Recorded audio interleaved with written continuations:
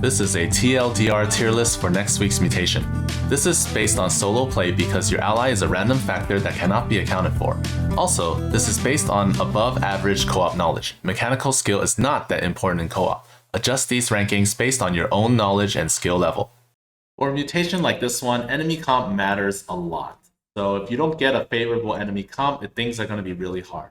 The best commanders don't care about enemy comp. That's why they're the best for this one. Let's start with Kerrigan. Kerrigan is not very good because against certain enemies, she's going to have a lot of trouble. If she fights like immortals and stuff that transmutate really quickly, you're going to be facing tons of hybrids really fast.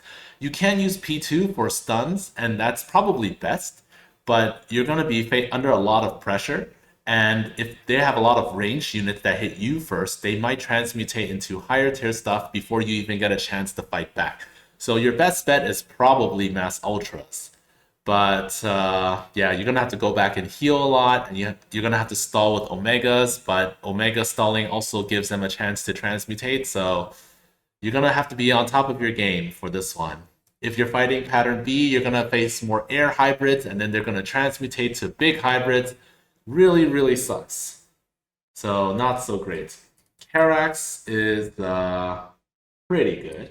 So Karax, as long as you camp the temple, you'll be fine. You need to use your solar lances well and be able to target strays so that the hybrids don't get hardened will.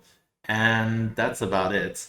It's really good. You do have to also know how to get the thrashers. So if you don't know how to go out and get the thrashers, well, you can watch some of my runs where I do just that. Overall, pretty, I would say pretty good. Manx also pretty good. You can ESO a lot of the ground units before they even get close, and then your bunkers, which have lots of DPS, will just gun down any guys that are left. And I believe that the damage done by troopers is like low enough that bunkers, hardened will doesn't really stop them. But even so, they shoot so quickly that it's fine. So as long as you have enough bunkers, hybrids aren't too much of a problem. Dahaka does not care about enemy comp. You creeper hosts all the things, and then pack leaders also do the things, do their thing, and then you have primal worms to deal with any hybrids that are left. Make sure you use the Q ability even on primal worms to deal extra damage to the hybrids that are remaining. Tychus does not care about enemy comp. You grenade them and then fight whatever's left. Probably the best commander for this mutation. Statman also doesn't care. They can transmutate to hybrids, but they can't really get past the hardened shieldlings, so they're going to eventually die. You probably want to add like Ultralisks so that you deal more damage to the hybrids instead of letting them hit your lings forever. Phoenix is good until you fight air. If you're fighting like pattern B, then you're gonna have a lot of dudes that will probably turn to hybrids, big hybrids, and then you have to get rid of the guys on the ground. If you're fighting like a carrier comp, the carriers are kind of in the back, and you have to be able to target down the carriers either with Dragoon Suit or with Mojos, and you want extra Mojos against air. Of course, you're going to use P2, although P1 is okay as well, I suppose. Raynor is not very good. Raynor, you need to fight a ground comp. If you're not fighting a ground comp, things are going to be really tough because if they kill your Marines, they transmutate, and if they kill your Spider Mines, they also transmutate. If there are any air units, they will kill Spider Mines and then transmutate. So if they transmutate into like a Brood Lord, then you're just kind of screwed.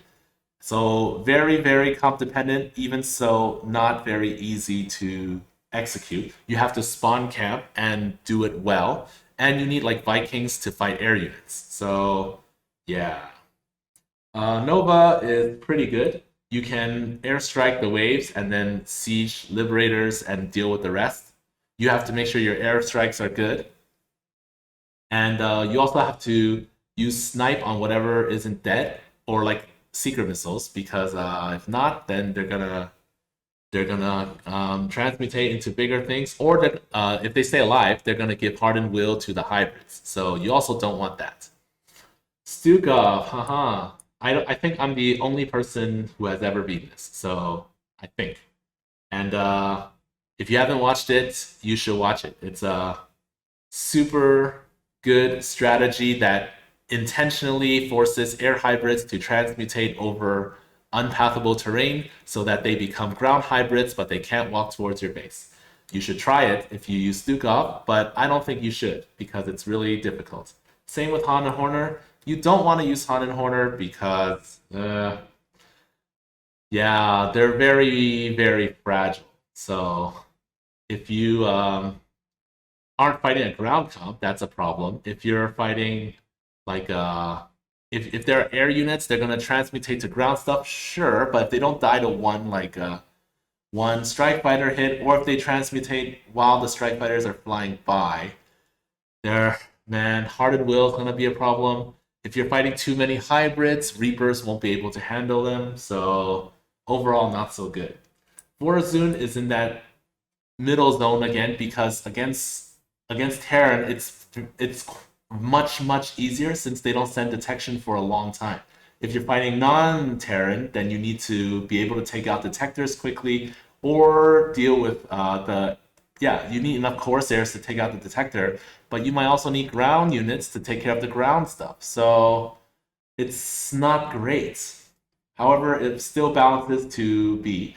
You don't have enough black holes to use it for every single wave, and you don't have enough time stops. You pretty much use time stop whenever there's a hybrid wave, but for the regular waves, they can produce hybrids because of transmutation. So yeah, not great. Swan also he's fine. The difference between him and Swan again the difference between Swan and Karax this time again is the Immortals. Immortals can transmutate. So if you're fighting against Immortals, I suppose you can use Wraiths. But if you're fighting like Pattern A, where they come from both sides, well, I don't know if you have enough Wraiths by then. And yeah, if you're not fighting Immortals, you should be fine actually. But dealing with any guys in the back giving Heart and Will can be problematic as well. Zeratul doesn't care too much about enemy comp. Demote dude means that if they transmutate to something big, you change them back to something small.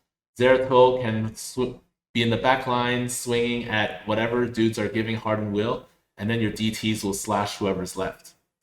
Zagara with bio launchers is pretty good. You need to know how to use bio launchers well, but you do have to beware that those splitter banes, they feed transmutation quite a lot because they don't deal a lot of damage, but they count as a kill. And you can't use lings except against hybrids. So you need to make a lot of spores and spines with your spare minerals, and also like manually morph banes to deal with waves. You have to be disciplined about sending your units in as well. You don't want to F2 all of them in because they might just transmutate or like they might blow up a hardened will hybrid and you just waste a ton of them. Alarak is good. Ascendants are good. So yeah, Mothership and Alarak plus Overcharge hold the fort for the early game, and later on you add Ascendants, you throw them, they delete waves. It takes a bit of micro, but everyone will eventually die. Abathur's problem is that his passive with the Locusts just feeds transmutation, and it's if you're fighting against ground, then if you're fighting against ground, you can spawn camp. But if there are air units, they're gonna kill the locusts that spawn from spawn camping some ground units, and then they're gonna transmutate into something bigger, maybe even more hybrids. So later on, you can get Vipers, but until you get enough Vipers, if you're fighting like 3 hybrids in an early game, or even the like 9 to 11 minute mark, it might be difficult to deal with 3 of them, especially with inspiration. They give inspiration to each other. Plus, there are other units giving them hardened will, and you have to like get them. Yeah. So overall, not so great. Also, there isn't much biomass to farm, so you have to wait until like you kill waves in order to get like your Leviathans and stuff. Artanis, he has shield overcharge, so that prevents transmutation. That's good. Archon dudes, the Unbound Fanatics are also good at taking out waves, but you can't rely on them on every single wave. So eventually you're gonna need like Storm, Probably Storm, maybe Dragoons, depending on what enemy comp. Not great either way, but I still say because of shield overcharge, he's at least a little better than these guys now. That's it for this tier list. You can extrapolate this info to your duel runs. Good luck with the mutation!